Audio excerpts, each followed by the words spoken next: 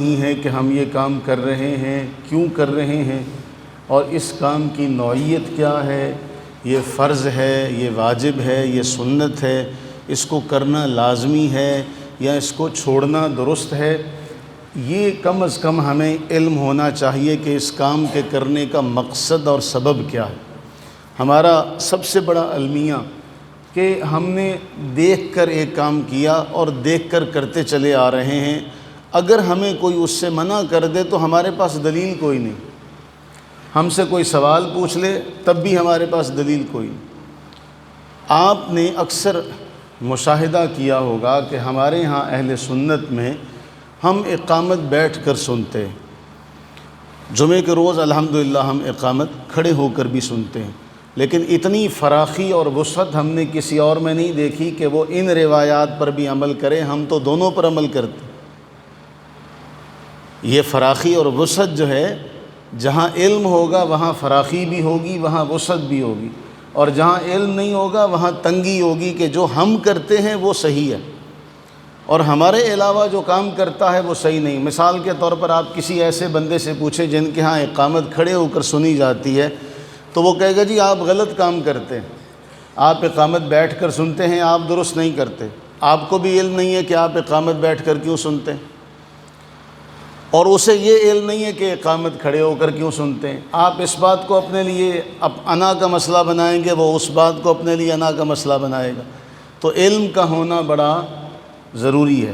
اس حوالے سے صحیح مسلم کی ایک روایت اس وقت آپ کے سامنے ہے۔ حضرت ابو قتادہ رضی اللہ تعالیٰ عنہ بیان کرتے ہیں، فرماتے ہیں کہ رسول اللہ صلی اللہ علیہ وآلہ وسلم نے ارشاد فرمایا، اذا اقیمت الصلاۃ فلا تقوموا حتی ترونی، کہ جب نماز کھڑی ہو جائے، جب نماز کا وقت ہو جائے، جب تک تم مجھے نہ دیکھ لو تم کھڑے نہ ہوا کرو۔ نبی سرور عالم صلی اللہ علیہ وآلہ وسلم نے اپنے اصحاب سے کیا فرمایا؟ جب نماز کا وقت ہو، جب تک تم مجھے نہ دیکھ لو تب تک کھڑے۔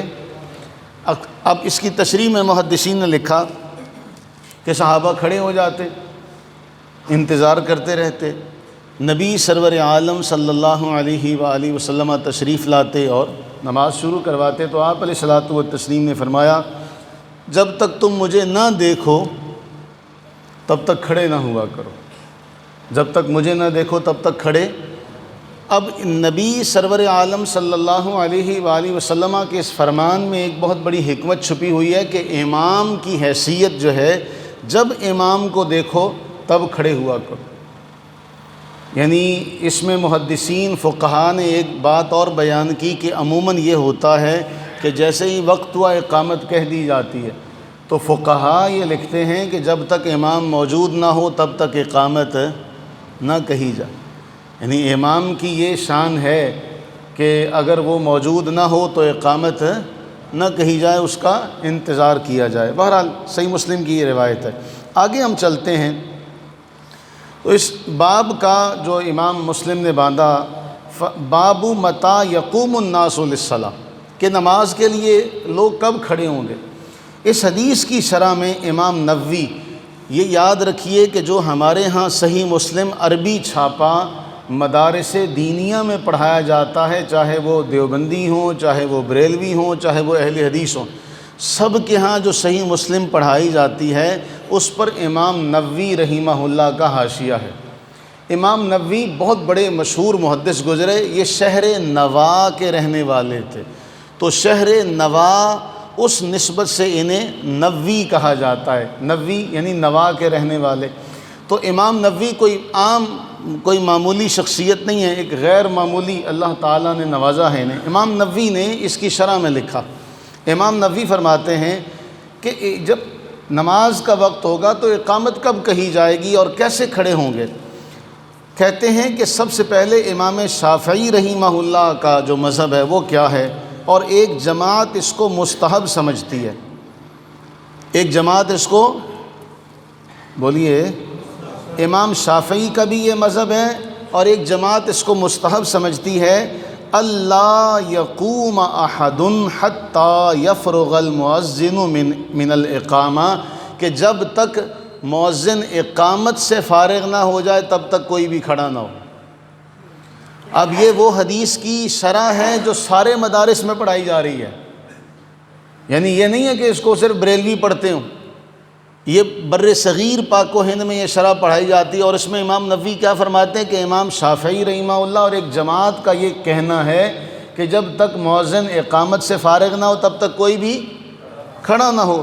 وَنَقَلَ الْقَاضِي عیاض عن مالک رحمہ اللہ، یہ قاضی ایاز مالکی بہت بڑا نام ہے، امام العاشقاں قاضی ایاز مالکی رحمہ اللہ کی ایک کتاب ہے سیرت کے اوپر، شفا شریف۔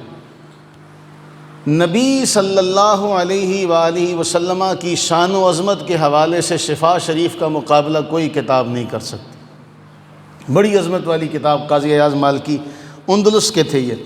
قاضی ایاز مالکی اور امام مالک رحمہ اللہ اور عامۃ العلماء کہتے ہیں انہ یستحب ان یقوموا اذا اخذ المؤذن فی الاقامہ، کہ جب اقامت کہی جائے کھڑے ہو جائیں۔ دو باتیں آ گئی۔ امام شافعی اور ایک جماعت کیا کہتی ہے؟ جب تک مؤذن اقامت سے فارغ نہ ہو تب تک۔ امام مالک رحمہ اللہ اور ایک جماعت کیا کہتی ہے کہ جب اقامت ہو تب اس سے پہلے کھڑے ہو جائیں۔ حضرت انس کیا کہتے ہیں؟ انس رحمہ اللہ کہتے ہیں اذا قال المؤذن قد قامت الصلاة وبه قال احمد رحمہ اللہ۔ امام احمد بن حنبل اور حضرت انس کہتے ہیں کہ جب مؤذن قد قامت الصلاة کہے تب کھڑے ہونا ہے۔ کب کھڑے ہونا ہے؟ جب قد قامت الصلاة کہتے ہیں۔ امام نووی کہتے ہیں وقال ابو حنیفہ رضی اللہ عنہ والکوفیون یقومون فی الصف اذا قال حی علی الصلاة۔ امام اعظم ابو حنیفہ رحمہ اللہ کیا کہتے ہیں، اور اہل کوفہ کا جو کہنا ہے وہ یہ ہے کہ جب مؤذن حی علی الصلاة کہے گا تب کھڑے ہوا جائے گا۔ جب مؤذن اقامت کہنے والا حی علی الصلاة کہے گا تب کھڑے ہوئے جائے گا۔ پھر کہتے ہیں فَإِذَا قَالَ، جمہور علماء جو ہیں، جمہور علماء سلف کے خلف کے پچھلے بعد والے اور آگے والے جو ہیں کہتے ہیں لا یکبر الامام حتی یفرغ مؤذن من الاقامہ، جب تک مؤذن اقامت سے فارغ نہیں ہوگا تب تک نماز کے لیے تکبیر نہیں کہی جائے گی۔ اب تین باتیں آئیں۔ امام شافعی کہتے ہیں کب کھڑا ہوا جائے؟ جب مؤذن اقامت سے فارغ ہو جائے۔ امام مالک کہتے ہیں اقامت سے پہلے کھڑا ہوا جائے۔ امام اعظم ابو حنیفہ اور اہل کوفہ کہتے ہیں حی علی الصلاة پر پہنچے تب کھڑے ہوں۔ امام ترمذی باب باندھتے ہیں، امام ترمذی باب باندھتے ہیں اور باب کا نام رکھتے ہیں باب کراہیت ان ینتظر الناس الامام وهم قیام عند افتتاح الصلاة۔ یہ بات ناپسندیدہ ہے کہ اقامت سے پہلے سارے کھڑے ہوں اور امام کا انتظار کر رہے ہوں، اس بات کو پسند نہیں کیا گیا۔ پھر اس کے تحت جو روایت لے کر آئے وہ لائے کہ عبداللہ بن مبارک کہتے ہیں ہمیں معمر نے خبر دی یحییٰ بن ابی کثیر سے، عبداللہ بن ابی قتادہ سے اور وہ اپنے ابا جان سے کہ رسول اللہ صلی اللہ علیہ وسلم نے فرمایا اذا اقیمت الصلاة فلا تقوموا حتی ترونی خرجت، جب تک میں باہر نہ آؤں تب تک تم نماز کے لیے کھڑے نہ ہوا کرو۔ اس کی تشریح میں امام ترمذی کہتے ہیں کہ وَقَدْ كَرِهَ قَوْمٌ مِّنْ أَهْلِ الْعِلْمِ مِنْ أَصْحَابِ النَّبِيِّ صلی اللہ علیہ وسلم وغیرہم أَن يَنْتَظِرَ النَّاسُ الْإِمَامَ وَهُمْ قِيَامٌ، کہ کھڑے ہو کے امام کا انتظار کرتے رہیں، یہ بات مکروہ ہے، یہ بات پسندیدہ نہیں ہے۔ وَقَالَ بَعْضُهُمْ، اور بعض نے کیا کہا اذا كان الامام في المسجد فاقيمت الصلاة فانما يقومون اذا قال المؤذن قد قامت الصلاة قد قامت الصلاة وهو قول ابن المبارک۔ امام ترمذی کہتے ہیں کہ امام مسجد میں بھی ہو تو بھی قد قامت الصلاة سے پہلے کھڑا نہ ہوا جائے۔ تو امام اعظم ابو حنیفہ رحمہ اللہ کہتے ہیں کہ حی علی الصلاة، کیونکہ حی علی الصلاة کا معنی کیا؟ آؤ نماز کی طرف۔ اب چونکہ محل ہے کھڑے ہونے کا لہٰذا اب سارے کھڑے ہو جائیں اور اس کے بعد اپنی صفیں سیدھی فرمائیں۔ اقامت مکمل ہونے کے بعد امام پر یہ لازم ہے کہ امام لوگوں سے کہے کہ صفیں سیدھی فرما لیں۔ امام کو اجازت ہے کہ امام اتنی بات کر سکتا ہے، امام کے لیے لازمی نہیں ہے کہ اقامت مکمل ہو جائے تو اب وہ نماز کے لیے شروع کرنے کا پابند ہوگا، اس کو یہ اختیار ہے، بلکہ اس کو یہ حکم ہے کہ جب اقامت مکمل ہو جائے تو لوگوں سے صفیں سیدھی صفیں سیدھی کرنے کا اعلان کرے اور ان سے صفیں سیدھی کروائے اور اس کے بعد نماز شروع کروائے۔ تو حدیث کی کتب میں یہ بات درج ہے، لہٰذا ہم جو حی علی الصلاۃ پہ کھڑے ہوتے ہیں ہم کوئی ناجائز کام نہیں کرتے۔ یہ امام اعظم ابو حنیفہ رحمہ اللہ کا فتویٰ ہے، اور امام اعظم رحمہ اللہ کا اس بات کے اوپر ماننا ہے کہ جب مؤذن حی علی الصلاۃ کہے گا تب اس پر کھڑے ہونا ہے۔ امام شافعی کے نزدیک اقامت کے بعد کھڑے ہونا ہے، اور امام اعظم ابو حنیفہ کے نزدیک حی علی الصلاۃ پر کھڑے ہونا۔ اور یہ بات صرف ان کتب میں نہیں ہے، اہل حدیثوں کے جو بہت بڑے اس وقت بزرگ گزرے، حافظ زبیر علی زئی حضرو اٹک کے نور اللہ مرقدہ، انہوں نے اپنی جو ان کی کتاب ہے فتاوی علیمیہ، آپ نیٹ کے اوپر بھی اس حدیث کو سرچ کریں تو انہوں نے یہ ساری باتیں لکھی ہیں۔ انہوں نے کہا ہے کہ بھئی اگر امام ابو بکر محمد بن ابراہیم بن المنذر النسابوری کہتے ہیں کہ اگر امام مسجد میں ان کے ساتھ ہو، جب وہ کھڑا ہو لوگ کھڑے ہو جائیں، اور اگر وہ امام کے باہر آنے کا انتظار کر رہے ہوں تو جب اسے دیکھیں کھڑے ہو جائیں، اگر اسے نہ دیکھیں تو کھڑے نہ ہوں۔ اور ان آثار کو مد نظر رکھتے ہوئے عرض ہے کہ جب اقامت کہی جائے، یعنی قد قامت الصلاۃ کے الفاظ پڑھے جائیں تو لوگ نماز کے لیے کھڑے ہو جائیں۔ لہٰذا ہم جو کام کرتے ہیں یہ کوئی نیا کام اور یہ کوئی اپنی طرف سے بھی گھڑا ہوا کہ یہ بریلویوں نے اپنے پاس سے کوئی بنا لیا، تو کم از کم آپ جو کام کرتے ہیں آپ کو اس کا علم ہونا چاہیے کہ ہم جو کام کر رہے ہیں یہ حدیث کی کتاب میں کس طرح سے لکھا ہے، اس کو محدثین نے کس طرح سے بیان کیا۔ ہمارے لوگ جب کہیں چلے جائیں تو وہ سمجھتے ہیں کہ یار پتہ نہیں ہم اقامت بیٹھ کے کیوں سنتے ہیں، تو ہم اقامت جو بیٹھ کے سنتے ہیں یہ ائمہ محدثین کا حدیث سے جو اصول ہے اس کے تحت اس پر عمل کرتے ہوئے ہم حی علی الصلاۃ پر کھڑے ہوتے ہیں۔ لہٰذا ہمارا حی علی الصلاۃ پر کھڑے ہونا کوئی گناہ والی بات، ہم تو وسعت کے قائل ہیں، ہم اقامت سے پہلے بھی کھڑے ہوتے ہیں اور حی علی الصلاۃ پر بھی کھڑے ہوتے ہیں، اور ہم دعوت دیتے ہیں کہ بھئی اگر آپ اتنا وسعت کا مظاہرہ کرتے تو آپ ان اقوال پر عمل کریں۔ ہم تو امام شافعی رحمہ اللہ کے قول پر بھی عمل کرتے ہیں کہ امام شافعی نے کیا فرمایا، مستحب یہ ہے کہ امام مالک نے فرمایا کہ اقامت سے پہلے کھڑا ہوا جائے، اور امام اعظم ابو حنیفہ کہتے ہیں حی علی الصلاۃ پر کھڑے ہوا جائے، تو ہم تو دونوں اقوال پر عمل کرتے۔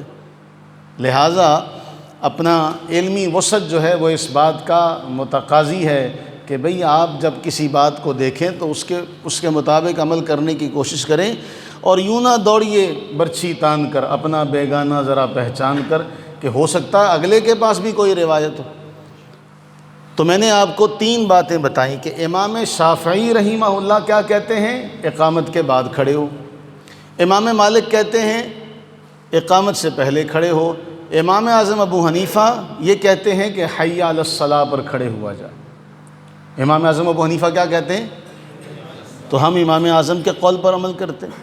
لہٰذا کسی بھی اہل علم کے قول کو لے لیا جائے تو دوسرا یہ نہ کہے کہ یہ گناہ والا کام کرتے ہیں، تو آج کے بعد یہ بات یاد رہے گی۔ احناف کا تو یہ مسئلہ ہے، کیونکہ امام اعظم ابو حنیفہ رحمہ اللہ کی نسبت سے ہم حنفی کہلاتے، تو ہماری فقہ میں تو ہے ہی یہ مسئلہ کہ کب کھڑا ہوا جائے گا، حی علی الصلاۃ پر کھڑے ہوا جائے گا۔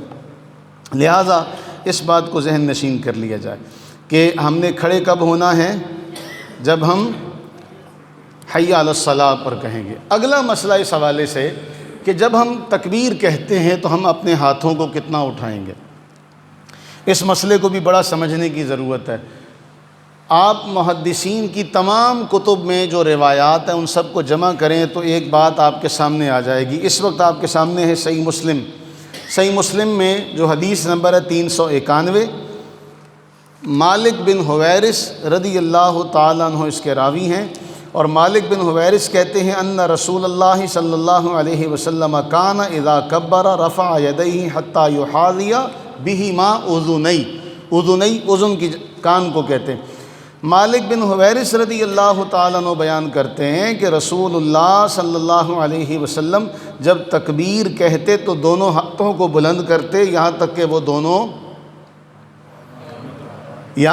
دونوں لکھا ہوا تو آپ کو نظر آ رہا ہے، یہاں تک کہ وہ دونوں کانوں کے برابر آ جاتے۔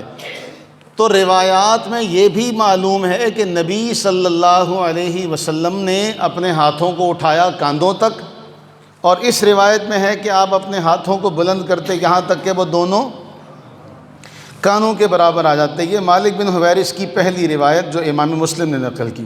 اس کے بعد مالک بن حویرث کی دوسری روایت دوسری سند کے ساتھ امام مسلم نے نقل کیا، اس میں کہا حتیٰ یحاذی بہما فروع اذنی، یہاں تک کہ وہ کانوں کی لو کے برابر آ گئے۔ تو دونوں روایتیں کہاں ہیں؟ صحیح مسلم میں۔ دونوں روایتیں کہاں ہیں؟ صحیح مسلم میں۔ پہلی روایت میں کیا ہے کہ حضور نے اپنے ہاتھوں کو اٹھایا یہاں تک کہ وہ کانوں کے برابر آ گئے۔ دوسری سند سے کیا ہے؟ کانوں کی لو کے برابر آ گئے۔ تو جب آپ نے ہاتھ اٹھائے تو آپ کے ہاتھ کہاں ہیں؟ کانوں کی، انگلیاں آپ کی کانوں سے اوپر ہیں، ہاتھ آپ کے کانوں کی لو کے برابر ہیں، جو انگوٹھے ہیں وہ کانوں کی لو کے نیچے ہیں۔ اب یہ کہیں نہیں ہے کہ کان پکڑا جائے، یہ کہیں نہیں ہے کہ کانوں کو چھوا جائے، یہاں تک اٹھانے شرط ہیں، یہاں تک اٹھانے شرط ہیں۔ بعض یوں کرتے ہیں کہ کان کی لو کو لگانا اپنے لیے ضروری سمجھتے ہیں، اور اگر آپ نے کان کی لو کو نہیں لگایا تو دوسرا کہے گا تو نے ہاتھ صحیح نہیں اٹھائے۔ تو اس میں کیا ہے کہ ہاتھوں کو اتنا اٹھایا جائے کہ کانوں کے برابر آ جائیں یا کان کی لو کے برابر آ جائیں۔ ان سب روایات کو جمع کیا جائے تو ہمارے فقہا یہ کہتے ہیں انگلیاں کانوں سے اونچی ہو جائیں اور انگوٹھے کان کی لو تک پہنچ جائیں، یعنی اتنا ہے، یہ نہیں ہے کہ کان کی لو کو لگیں، اس کو چھونا شرط ہے۔ یہ کسی بھی فقیہ نے نہیں لکھا کہ کان کی جو انگوٹھا یہ کان کی لو کو چھوئے، یہاں تک اٹھائے جانا شرط ہے۔ اگلا اس حوالے سے مسئلہ یہ ہے کہ ہاتھ ہمارے کوشش کرنی چاہیے کہ سیدھے ہوں، یعنی جتنا ہم حتی المقدور ہم ان کو سیدھا کر سکیں کہ ہماری ہتھیلیوں کا جو رخ ہے یہ بھی جانب قبلہ ہو، یہ بھی جانب قبلہ ہو۔ اللہ تعالی ہمیں ان مسائل پر عمل کرنے کی توفیق عطا فرمائے۔ تو ہم نے آج جو پہلا مسئلہ پڑھا وہ کیا پڑھا؟ اقامت کا، کہ اقامت کے لیے کب کھڑا ہوا جائے گا۔ تو آپ نے جانا کہ اقامت کے لیے علماء نے وسط کا بیان کیا ہے، اگر پہلے کھڑا ہو جائے تو تب بھی ٹھیک ہے، امام مالک رحمہ اللہ کا قول ہے۔ اقامت کے بعد کھڑا ہو، امام شافعی رحمہ اللہ کا قول ہے۔ حی علی الصلاۃ پر کھڑا ہو، امام اعظم ابو حنیفہ رحمہ اللہ کا قول ہے۔ تو ہم کس پر عمل کرتے ہیں؟